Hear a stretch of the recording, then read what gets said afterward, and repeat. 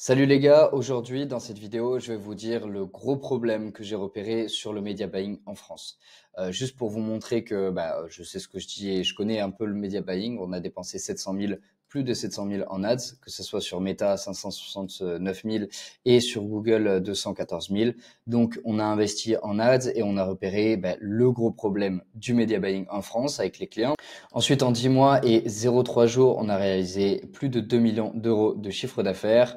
Là, on a le screen de Lenbox, c'est le dashboard de Lenbox. Pour ceux qui ne connaissent pas Lenbox, c'est une solution qui permet de récupérer le cash collecté instantanément. Donc, si le client fait un 10 fois, on récupère toute la trésorerie d'un coup. On a 523 000 enregistrés. Sur Stripe, on a 688 000. Sur un autre Stripe, 756 000. Là, sur le Dash, on voit les 1 million de CA.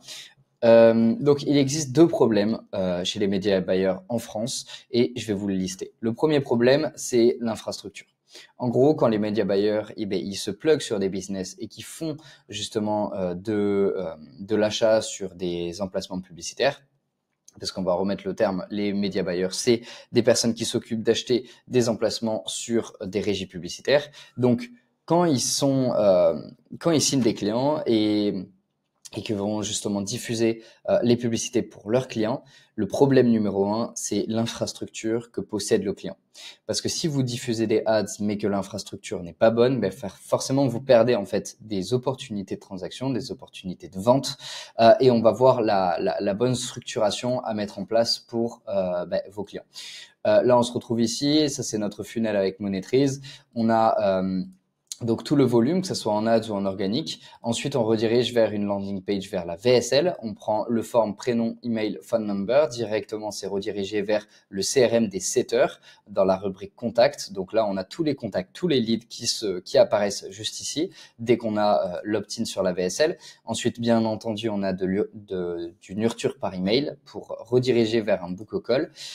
Dès que les leads ils tombent sur le CRM des setters, les setters, leur seul et unique but sur ces leads, c'est justement de les convertir en rendez-vous pour que les closers reprennent la main. Donc là, on va renvoyer vers la page du book call. Ce qui se passe aussi, c'est qu'on a aussi la possibilité de prendre ça en organique, donc de manière en fait, on va inciter la personne à le faire seule, le prospect à prendre un rendez-vous d'elle-même. Donc, ce qui va se passer, c'est qu'on a les ads, ensuite on a la landing page, on capture son prénom, tout ça. On a la page du book call. Ensuite, on a tout ce qui est, on a le iClose qui est plug sur la page du book call. Donc, sur iClose, on peut repérer les potentiels et les qualified. Les potentiels, c'est des personnes qui ont seulement laissé leur phone number. Les qualified, c'est ceux qui ont rempli le form mais qui n'ont pas pris de rendez-vous. Et on a les stratégies booked call, c'est des gens qui ont réservé leur appel. Et dès que la personne réserve son appel, on va tout simplement le mettre dans le CRM des closers. Et dans ce cas-là, ça va se présenter sous forme de pipeline. Voilà. Et les rendez-vous se font par visio. Donc, en faisant ce genre de système-là, donc après, il y a plusieurs petites particularités sur chaque étape.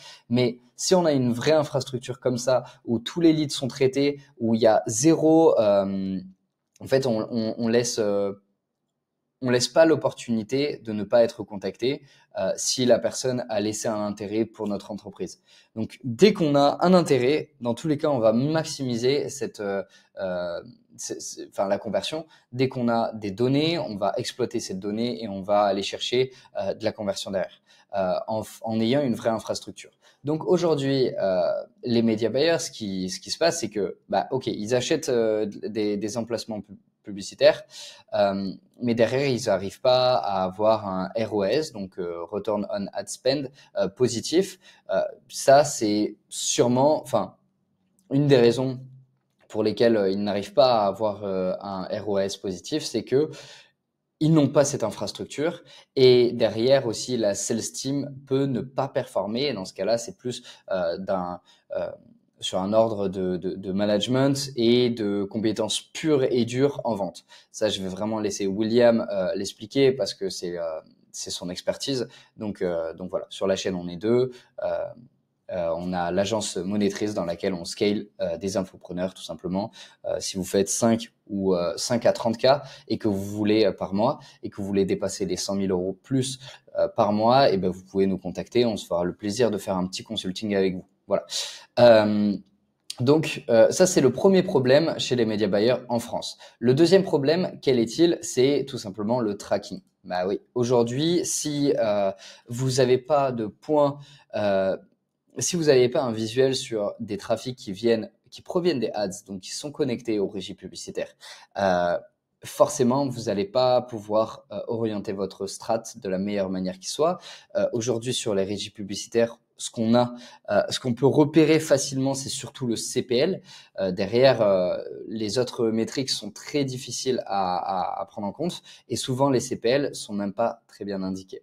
Donc là, l'intérêt d'avoir un tracking parfait, c'est d'avoir des coût par clic, le taux de conversion de la LP, même sur les logiciels, donc que ce soit Kajabi, System.io, quand on peut voir page view vs le nombre d'opt-in, eh ben, on peut avoir une certaine confusion des données et donc prendre des mauvaises décisions parce que les logiciels ne sont pas assez précis. Là, il va falloir regarder le taux de conversion de la LP sur un logiciel de tracking poussé. On aura les CPL qui nous auront coûté.